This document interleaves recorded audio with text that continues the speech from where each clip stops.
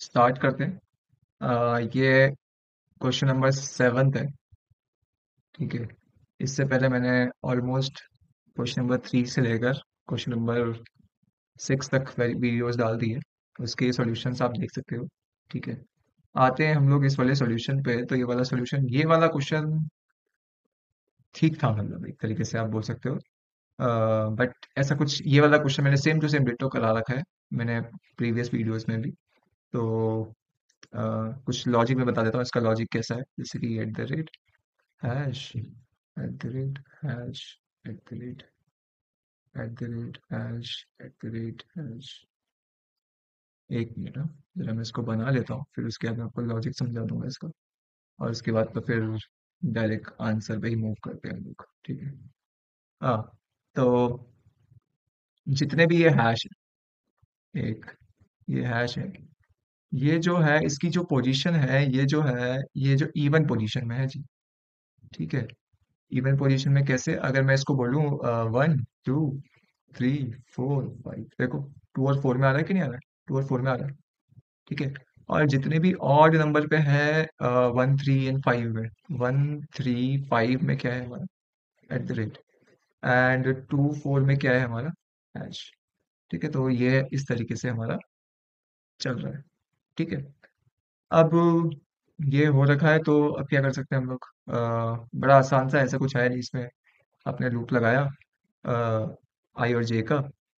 आई का जो चलेगा वो चलेगा 1 2 3 4 टाइम्स चलेगा, और जे का 5 टाइम्स चलेगा। ठीक है। तो ये हम लोग देखते हैं अभी इसको तो। और इफ एल से हो जाएगा सॉर्ट आउट। बट यहाँ पे ये वाला क्वेश्चन थोड़ा अलग से इसलिए लगा मुझे, क्योंकि यहाँ पे इन लोगों ने क्या करा है, ओवरलोडिंग तो बोला हुआ है।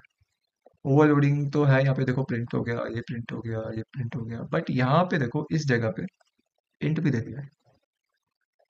ये यानी कि यहाँ पे रिटर्न टाइप भी है, रिटर्न विद ओवरलोडिंग है। ठीक है। रिटर्न विद ओवरलोडिंग है। तो देखते हैं जरा इसको कैसे करना है। ठीक है। इस पे वैल्यू को रिटर्न करवानी पड़ेगी किसी ना किसी वेरिएबल पे, एंड फिर प्रिंट करवाना पड़ेगा, तब जाके आंसर आएगा हमारा।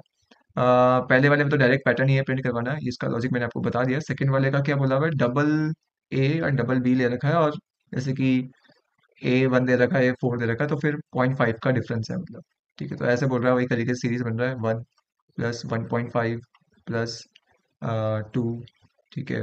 2.5 + 3 एंड देन 3.5 + 4, इस तरीके से बोल रहा है। इन सबका सम पूछ रहा है। सम पूछ रहा है कि नहीं? सम पूछ रहा है, सम पूछ रहा है, सम ऑफ द नंबर। तो कितना आ रहा है इसका सम, पहले जरा देख लेते हैं। ये हो गया 5, और 3.5, ये भी 5 हो गया, और ये भी 5 हो गया। ठीक है। 15 + 2.5 कितना हो गया? 17.5 हो गया क्या? 17.5 आना चाहिए आंसर इसके हिसाब से, मतलब अगर यही लेके चलूँ मैं, तो मेरा आंसर 17.5 आना चाहिए किसी बार। ठीक है। And next is the compare the two characters and return the sky code of the largest character. दो कैरेक्टर को कंपेयर करना है। अगर मैं बोलूँ कि भाई ये दो कैरेक्टर है, ए और ए, इन दोनों कंपेयर करो। ठीक है। तो इसमें तो सबसे बड़ा स्काई किसका होता है? इसका होता है 65, इसका होता है 97। तो किसका बड़ा है? इसका बड़ा है, ए का। तो ये वाला 97 दिखाना चाहिए मुझे, ये रिटर्न होना चाहिए वैल्यू। तो ये पूछ रहा है। ठीक है जी, ऐसा कुछ है नहीं, आ जाओ सोल्यूशन में आ जाते हैं। तो सोल्यूशन हमारे पास ये है, हमारे पास। ठीक है। तो ये हमारा सोल्यूशन है। प्रिंट कर, क्लास बनाई, वाइट प्रिंट बनाया। ठीक है। यहाँ पे फॉर का लूप चलाया I 4 तक, J 5 तक। अब मैं जे को चेक करता रहूंगा हर बार कि भाई J mod (2 = 0 है, तो हैश लगा दो। अगर J == जे अगर नॉट इक्वल टू 0 है, तो क्या कर दो? एट द रेट लगा दो। ठीक है। तो पहले बार में जे की वैल्यू 1 होगी तो नहीं होगा इक्वल। पहले बार में जे की वैल्यू 1 होगी तो 1 mod(2 = 0 नहीं हो पाएगा, तो एट एट द रेट आ जाएगा। नेक्स्ट टाइम में जे की वैल्यू टू हो जाएगी, तब ये आ जाएगा। फिर ऐसे हो जाएगा, इस तरीके से बनता रहेगा ये। ठीक है। और फिर नेक्स्ट लाइन यहाँ पे क्या होगा, लाइन चेंज हो जाएगी, तो लाइन चेंज हो जाएगी तो यहाँ पे आ जाएगा फिर से। फिर ऊपर जाएगा, आई की वैल्यू बढ़ेगी, आई की वैल्यू कितनी हो जाएगी? 2 हो जाएगी, यहाँ पे इधर आ गया। फिर जे शुरू वापस से शुरू हो जाएगा, तो फिर वही प्रिंट होना शुरू हो जाएगा। इस तरीके से ये चलता रहेगा। ठीक है। तो ये इसका प्रोग्रामिंग है, ये आप देखिए, इसको समझिए। बड़ा आसान है, ऐसा कुछ है नहीं। ठीक है। ये मैंने बहुत बार करवा रखा है क्वेश्चन, इसलिए मैं ज़्यादा फोकस नहीं कर रहा हूँ इस प्रोग्राम पे ना।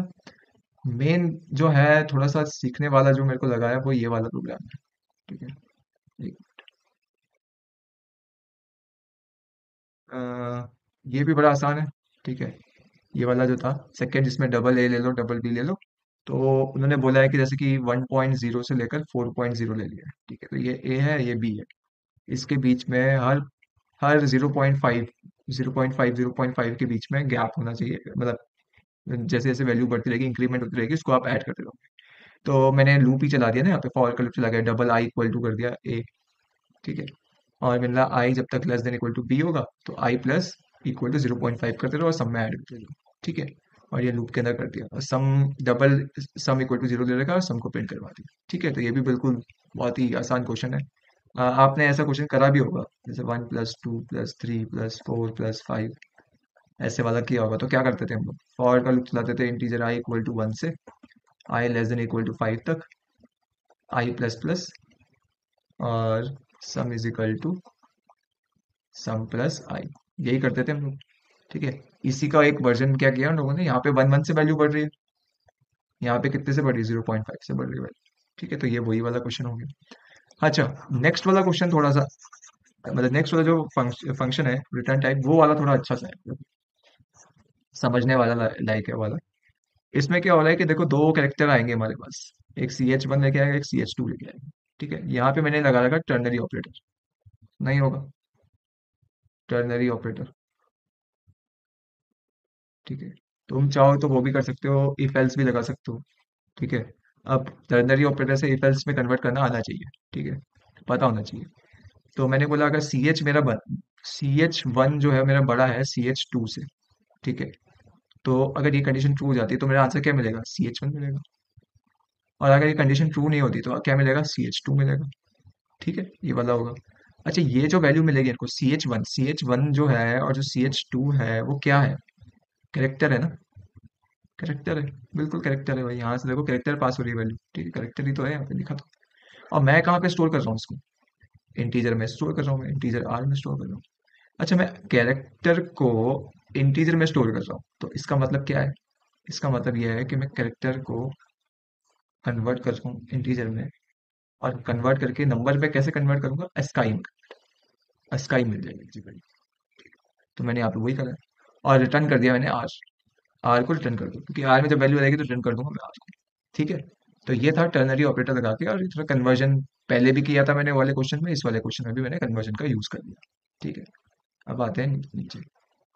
अच्छा, यहाँ पे इसका जो मेन बनता है, ठीक है, तो इसका जो मेन बनेगा, मेन जो बनता है, ये मैंने पब्लिक स्टैटिक वॉइड में लगाया। ठीक है, पब्लिक स्टैटिक वॉइड में लगाने के बाद मैंने बोला कि क्लास का नाम, ऑब्जेक्ट बनाया I1 इज इक्वल टू ये, I1 इक्वल टू प्रिंट। ठीक है, ये तो डायरेक्टली आ जाएगा। I1 डॉट प्रिंट में मैंने वैल्यू डाल दी 1 और 4। ठीक है, आई 1 और 4। अच्छा, मैंने आपको बताया था कि जब भी ऐसे डायरेक्ट क्वेश्चन आते हैं, जब वहां पे ऐसा कुछ लिखा नहीं होता कि मेन बनाओ कि ना बनाओ, तो तभी भी तुम्हें मेन बनाना है, बट डायरेक्ट वैल्यू पुट कर दो, डायरेक्ट वैल्यू पुट कर दो अपने हिसाब से जो भी। ठीक है, उससे पता लगता है कि यार तुम्हें आता है चीजें। ठीक है, तो आई होप आप लोगों ने बनाया होगा, नहीं नहीं भी बनाया है तो फिर ऐसा कोई दिक्कत नहीं है, बट क्योंकि मैंने आपको सजेस्ट इसलिए करा था क्योंकि ये रिटर्न जब आर करेगा तो कहाँ पे रिटर्न करेगा, एसओपीएल तो नहीं लिख सकते आप यहाँ पे, है ना।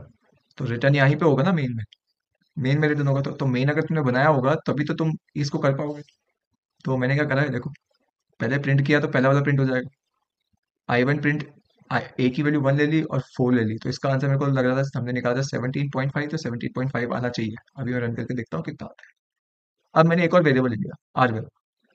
R1 is equal to i one dot print में मैंने डाला कैरेक्टर ए एंड स्मॉल, ये इसको कॉल कर रहा हूँ मैं, इसको मैं यहाँ पे कॉल कर रहा हूँ, आर1 में कॉल कर रहा हूँ। इंटीजर टाइप में ही लूंगा इसको वैल्यू, क्योंकि ये इंटीजर पास करेगा, इंटीजर ही पास करेगा, रिटर्न क्या करेगा, इंटीजर टाइप, और उसको मैंने प्रिंट कर दिया। ठीक है, आर1 को मैंने प्रिंट कर दिया, तो ये एक प्रोसीजर होता है। ठीक है, इसको करने का रन करके देखता हूँ।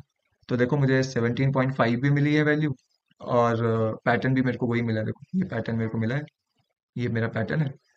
और ये 17.5 है, 97 मेरा आंसर है, 97 ही मिलना चाहिए मुझे, क्योंकि स्मॉल ए और कैपिटल ए में कौन सा बड़ा है, कैप स्मॉल ए बड़ा हुआ है, बड़ा है S in terms of sky. ठीक है, तो मेरे को यही वैल्यू वैल्यू मिलनी चाहिए। तो ये था इसका क्वेश्चन, इसका सोल्यूशन। आई होप आपको समझ आया होगा। अगर वीडियो पसंद आई हो तो आप लाइक कर सकते हैं, चैनल को सब्सक्राइब कर सकते हैं, और के साथ शेयर कर सकते हैं। ठीक है, I hope you like the video. Thank you.